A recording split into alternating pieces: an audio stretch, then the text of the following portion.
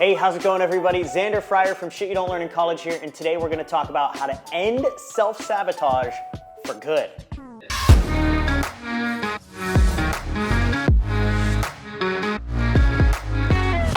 I hate to break it to you, you're sleeping with the enemy. The enemy is you. You know all of your deepest, darkest fears. You have subconscious programming that's preventing you from getting to where you want to go. We all have self-sabotaging issues, whether or not we want to admit it. Now, here's the big thing. Most of us know that we have limiting beliefs, fears, problems getting in our own way, preventing us from accomplishing all of the things that we want to accomplish, right? But the most frustrating part is we don't know how to stop it. Now that's the most difficult piece. Now the first thing that I want to tell you is if you know that you have limiting beliefs, you know that you have fears and self-sabotaging habits, then you have no excuse for not fixing them. And that's why you're here right now, so that I can give you the tools to actually fix them. But before we get into that, the first thing that I want you to understand is your subconscious, right? Now, most of us walk around without the tools necessary to fix our subconscious mind and those sabotaging habits. Think about this. If you needed to hang a painting, okay?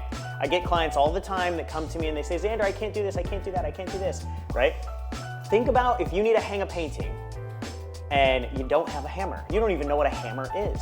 You have a nail and you have a fist, right? So they go take this nail and they need to hang this painting and they start trying to punch the nail into the wall and they're like, it's not working, it hurts, it's so difficult, this will never work. I can never hang this painting, right? Well, then all of a sudden somebody gives you a hammer. Well, you go, nope, I can't do it. I can't hang the painting. I've been trying for months, I've been trying for years. But the reality is you can do it now that you have the tool. But you've bumped your head so many times, you've tried to punch that nail into the wall so many times and it won't work, that you've given up, right? Well, I'm about to give you the hammer to open up your subconscious mind, because your subconscious is 95% of your brain. And that subconscious, that 95% is like a supercomputer. And it's constantly being programmed. Now, most of the time, it's not being programmed by the people that you really want programming it. It's programmed by media, by society, by the people around you that don't necessarily want you to achieve your goals. And some of them love you a lot. Your family loves you a lot, but they don't necessarily know how to help you achieve your goals either, right? Think about this. 5 horses running towards your goals, chained to 95 donkeys running the opposite direction. Who's gonna win? The 95 donkeys every time. So I wanna give you the 3 tips to help you get rid of self-sabotaging habits so we can get those 95 donkeys all running in the right direction. So let's dig in. So the first step to fixing your self-sabotaging habits is understanding your beliefs. My first question for you is, are beliefs real? Ask yourself, have you ever had a belief in the past that may not have been real? May have turned out that it was actually a lie that you were telling yourself? Of course you have. At some point, everybody on the face of the earth believed that the earth was flat. Did that make it any more real? Absolutely not. Everybody on the face of the earth believed that the earth was the center of the universe. Did that make it any more real? Absolutely not. Even though everybody on earth believed it to be true, it was not true. So the first thing I need you to understand is your beliefs are not reality. All beliefs are, they are thoughts, they are habitual thoughts that we think so often and over again that they become our reality. This is the core of what a self-sabotaging habit is. We create a belief around what reality is, around what objective truth is, and most of the time, it's not actually true. But we've created it to be our truths. Think about a knife grinding around in a wooden table over and over again for years. The groove gets deep. The groove gets harder and harder to dig out of. But the first thing that I need you to understand is we can consciously choose our beliefs. We can consciously choose to pull the knife out of the groove and to create another groove, a groove that might serve us a little bit better. So the first thing that you need to understand about self-sabotaging habits is that we have created these self-sabotaging habits, and the beliefs that are behind them, we can undo if we're willing to put in the work.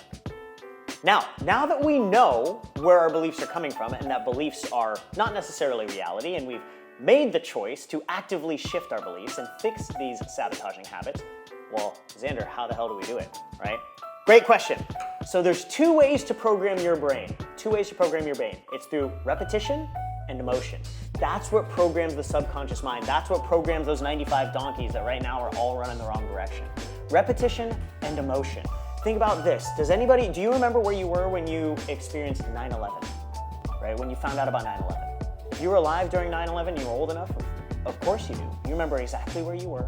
You remember exactly how you found out because it was such an emotional moment. Now, you weren't thinking about that moment before I just brought it up, but it was buried deep in your subconscious really emotionally, so that as soon as I mentioned it, it got dug out, right? Emotions are one of the first ways to create these subconscious programmings. And the second way is repetition. So there was a zoologist in Germany that first studied the pike. He calls this the Pike Syndrome. First studied the pike back in the 1800s. And what he did is he put a pike, which is, in case you don't know what a pike is, it's a big, scary, ugly fish. He put pike in a big aquarium with a bunch of other bait fish. Now, pike eat bait fish. He put the pike in the aquarium with the other bait fish, and he put a piece of glass in between the two. Now, the pike went headlong after the bait fish, but there was a piece of glass in between the two. So it rammed its nose into the glass, and then it almost knocked itself unconscious. But then it did it again, boom, boom, boom, boom. And it did this for about half an hour, almost knocking itself unconscious for about half an hour until it realized this shit ain't gonna work. The whole time the bait fish are swimming like crazy, like, oh my God, we're gonna get eaten, we're gonna die. And then after about half an hour, they just stop because nothing's happening. So they just calmly start swimming in circles. The pike starts swimming in circles. And then the zoologist decided it was a good idea to take out the glass between the two. So what do you think happened? Did the pike go straight after the bait fish and eat them all? No, it didn't. It learned its lesson. It bumped its nose too many times. The repetition of being beat up over and over again created a programming in its brain. So it didn't go after the bait fish. In fact, the programming was so strong that if left to its own devices, the pike would actually die without eating any of the bait fish. That's how powerful these programmings can be in your brain. So repetition and emotion are how we program the subconscious mind. So how do we actually do this to get rid of old beliefs and start new beliefs? So the first thing that I want you to ask yourself is, what is a self-sabotaging belief that you have right now? What is a belief that you have right now? And then ask yourself, do you want to keep that belief? Whatever that belief might be. Maybe it's, I'm not good enough. Maybe it's, I can't make enough money. Maybe it's, I can't charge the prices I really need to charge. Maybe it's, I won't be able to figure this out, or I won't be able to survive as an entrepreneur, or I'm going to have to go back to a 9-to-5 job, or whatever it might be. Whatever the limiting belief is that you have, ask yourself, what is that belief? And do you want to keep that belief? We need to consciously make the decision to no longer want to keep these beliefs. And if you say, no, I do not want to keep this belief, then ask yourself, what is a belief? What is a belief that I would rather believe, that would actually support the reality I'm trying to achieve? If your goals are to build a 6-figure or a 7-figure business, what is the belief that you have to believe to support those goals? And turn it into a bullet point affirmation. So affirmations and visualizations are powerful when repeated and made very emotional. This is how we can program the subconscious mind. We can create visualizations and affirmations to program new programs and force the other ones out, right? So what is a belief that you have to believe to support your new reality? Now, I'll give you an example. About 4.5 years ago, my best friend took his own life.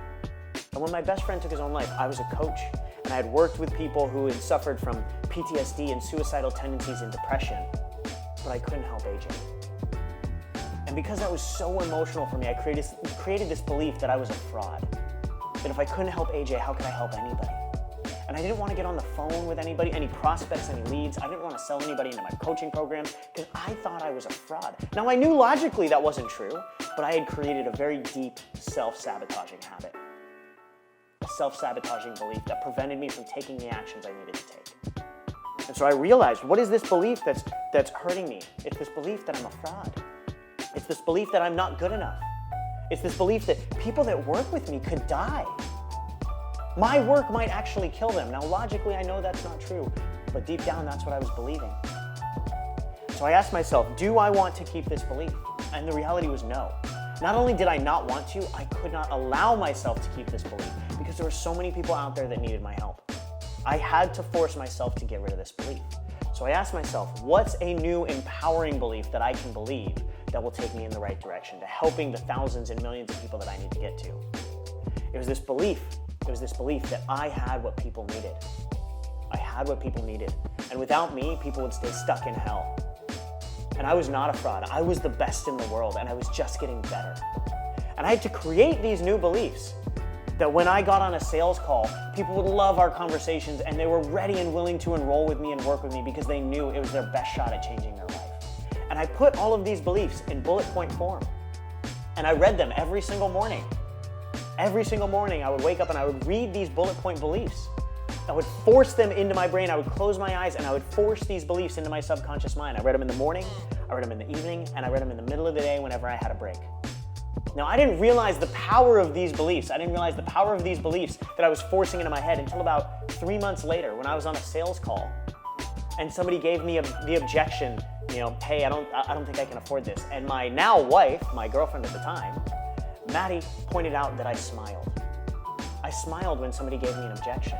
I smiled when somebody told me that they couldn't afford me because I knew that they could. And I knew that I was their best chance at getting through their problems in life.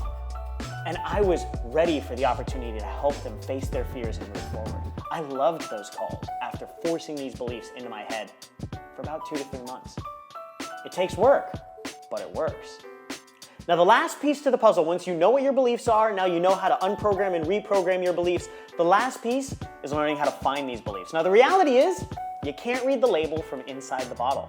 This is why mentorship and coaching is so important, because the truth is, we can't see our blind spots. We need help seeing these things. We often can't see what's going on in our own brain, and we need somebody else to notice it for us. Now, when I first started my coaching business was up and running, and then I spent about 3 months getting this other business that I thought was gonna blow up and take over the world. I spent 3 months working super, super hard, night and day, getting this business up and running. And right before I launched it, I shared it with one of my mentors, and he said, where have you been the last 3 months? And this thing's gonna totally flop. Why are you even focusing on it?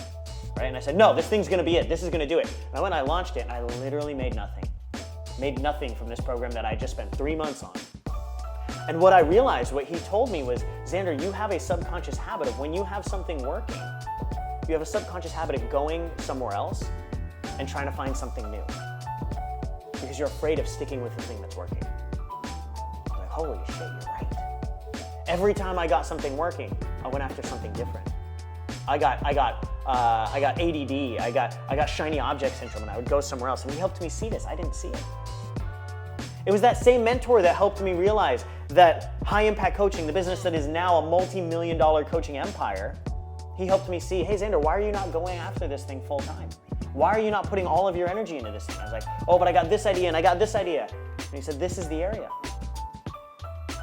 Several years later, we've helped thousands of people. You need mentorship and you need outside eyes to see what you're doing wrong so you can get out of your own way. The reality is we can never read the label from inside the bottle. Now, in the end, the majority of us know that we are gonna be our own worst enemy. We are sleeping with the enemy. But if you understand how to find your beliefs, you actively make the choice to change those beliefs, and you start to put in the work, you can completely transform your life and you can stop being the person that's preventing yourself from getting there. Now, I have seen this work with over 700 of our clients, everybody from college dropouts to grandparents to stay-at-home moms. It doesn't matter who you are, every single one of us can change our brain if you're willing to put in the work. So let's get after it. I hope you enjoyed this video. If you did, go ahead and hit the like button and let me know, and comment any specific topics that you want me to cover in the future, and do not forget to subscribe to our channel so you never miss another great video, and I'll see you out there.